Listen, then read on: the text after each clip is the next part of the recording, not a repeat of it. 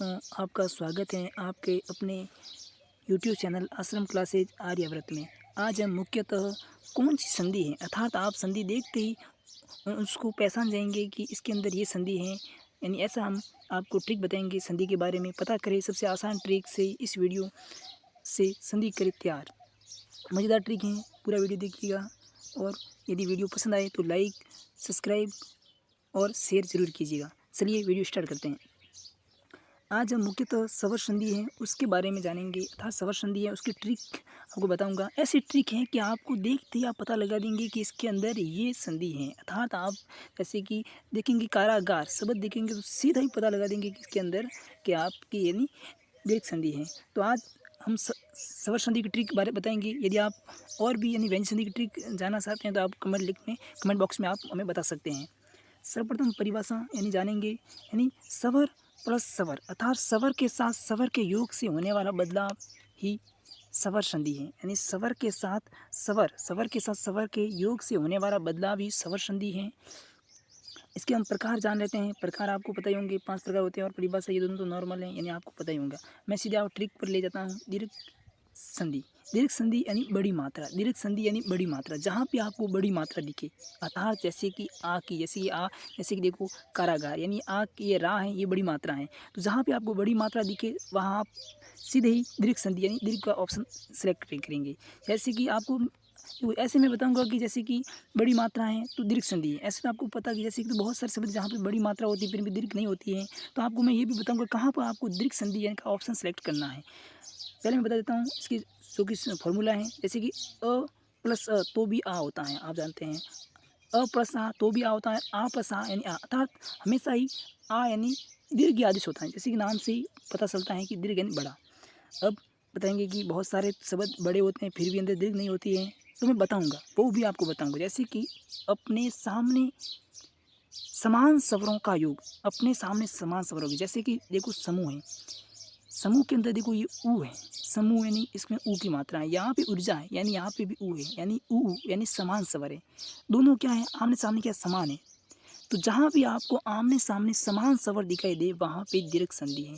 जहाँ भी आपको आमने सामने समान स्वर दिखाई दे वहाँ पे दीर्घ संधि है। जैसे कि समूह तो ऊ की मात्रा है, ऊर्जा यानी ऊ सबसे पहले यानी मुँह यानी ऊ और ऊ मिलते हैं, ऊ और बड़ा ऊ मिलते हैं अर्थात बड़ा रूप होता है और समूर्जा। तो आपको पता चल गया होगा इसके बारे में। चलिए हम आपको आगे ले जाते हैं। अब इसका उदाहरण जान लेते हैं। उदाहरण क्या है, उदाहरण है वो है कारागार यानी कारा प्लस आगार यानी कारा यानी आ की मात्रा यहाँ मैंने ले ली। इसके बाद आगार है, इसके अंदर भी आ की मात्रा यानी आ प्लस आ यानी आ आदेश होता है। आ प्लस आ आदेश होता है तो कारागार यानी कारागार यानी हमेशा दीर्घ आदेश हो गया। तो आपको पता चल गया होगा कि दीर्घ संधि कैसे पहचाने। इसके बाद है गुण संधि। इसके बाद क्या है, गुण संधि। गुण संधि के अंदर 2 फॉर्मूले हैं मुख्यतः हैं। जैसे कि गुण संधि के अंदर सर्वप्रथम है बड़ी मात्रा, एक मात्रा क्या है, सॉरी एक मात्रा क्या है, एक मात्रा। जहाँ भी आपको एक मात्रा दिखाई दे आप वहाँ पे गुण संधि सेलेक्ट कर सकते हैं। या फिर आप ए की मात्रा जहाँ पे दिखाई दे आपको, या फिर ओ की मात्रा जहाँ पे दिखाई दे, या फिर आपको अर की मात्रा जहाँ पे दिखाई दे, ये दोनों मात्रा दिखाई, तीनों मात्रा दिखाई दे, वहाँ पे आप कौन सी संधि सेलेक्ट करेंगे, गुण संधि सेलेक्ट करेंगे जहाँ पे ये आपको मात्रा दिखाई दे। तो गुण संधि भी आपको समझ में आ गई होगी कि जहाँ पे आपको ये दिखाई दे वहाँ आप सेलेक्ट कर सकते हैं ये। और आप तब भी समझ नहीं आए तो मैं आपको ये सूत्र बता देता हूँ। जैसे कि अ आ के बाद ई बड़ी आए तो ए आदेश हो जाता है। इसके बाद यदि अ आ के बाद यदि ऊ या बड़ा ऊ आदेश हो जाता है तो क्या आदेश हो जाता है, ओ आदेश हो जाता है। अ आ के बाद यदि री आ जाती है तो फिर अर आदेश हो जाता है। क्या आ जाता है, अर आदेश हो जाता है। तो आप समझ गए होंगे। उदाहरण भी बता देता हूँ। जैसे कि इतरेतर क्या है, इतरेतर इतर प्लस इतर यानी इतरेतर। जैसे कि यहाँ र आया है तो यहाँ अ है, इसके अंदर र के अंदर क्या अ। इसके बाद इतर आया है ई, अ आ के बाद ई या बड़ी आए तो आदेश क्या हो जाता है, ए आदेश हो जाता है। तो आपको ये समझ में आ गया होगा गुण संधि जहाँ पे आपको ये दिखाई दे और एक यानी एक मात्रा दिखाई दे वहाँ आप गुण संधि सेलेक्ट कर सकते हैं। तो आपको ये समझ में आ गया होगा, आशा करता हूँ ये समझ में आ गया होगा। अब आगे चलते हैं।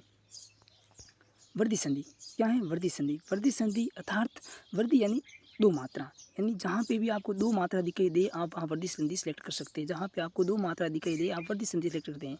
अब ऐसे भी समझ में ना आए तो फिर आप यहाँ सेलेक्ट ये कर सकते हैं कि जहाँ पे आपको आई और औ की मात्रा दिखाई दे वहाँ आप वर्धी संधि सेलेक्ट करते हैं। जहाँ पे आपको आई और औ की मात्रा दिखाई दे वहाँ आप वर्दी संधि सेलेक्ट कर दीजिए। और यदि ये भी समझ में ना आए तो आप फॉर्मूला भी लगा सकते हैं, जैसे कि आ के बाद ए या आई आए तो आदेश आ जाता है, आई आदेश हो जाता है। इसके बाद यदि आ के बाद ओ या औ आ जाता है तो आप औ आदेश हो जाता है।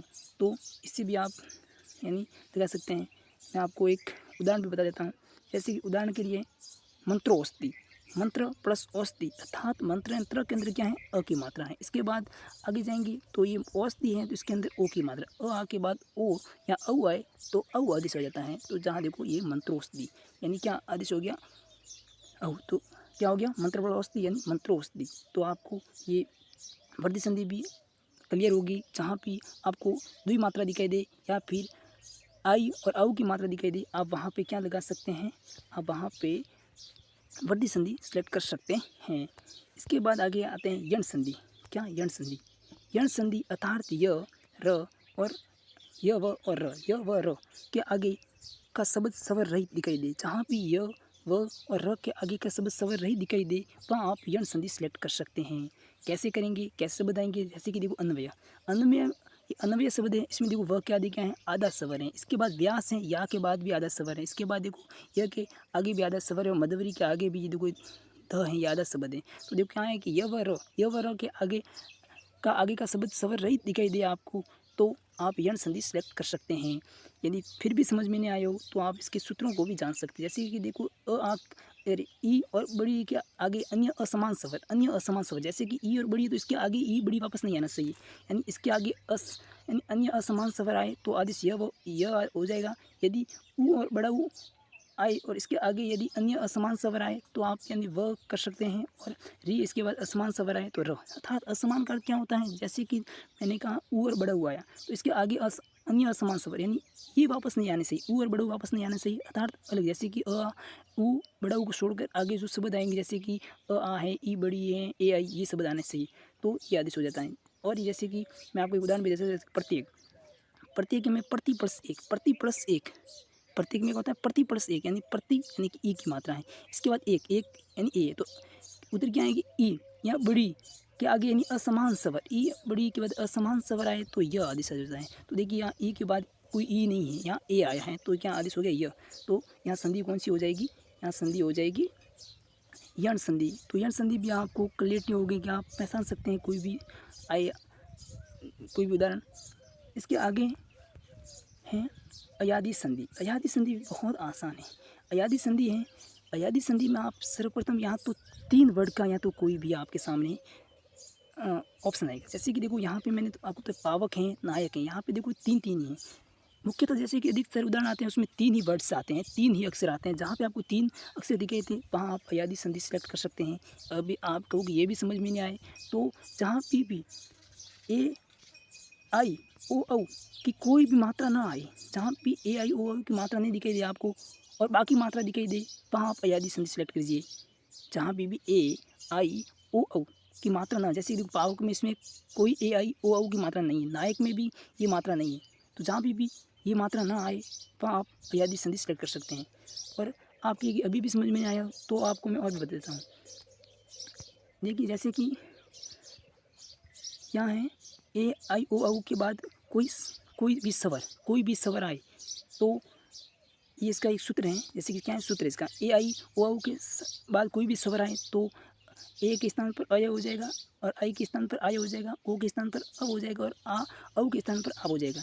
उदाहरण के जैसे कि पावक है तो पावक में क्या होता है, पौधन अन, तो ये ओ है, ओ के बाद कोई भी स्वर आया, देखो अ कोई एक स्वर है तो स्वर है तो क्या हो जाएगा, आव आदेश हो जाएगा, तो क्या हो जाएगा पावक हो जाएगा। इसके बाद है नायक, नायक में ने है अर्थात आई की मात्रा ये, इसके बाद अ आया है, यानी आई के बाद कोई स्वर आया है तो क्या हो जाएगा नायक।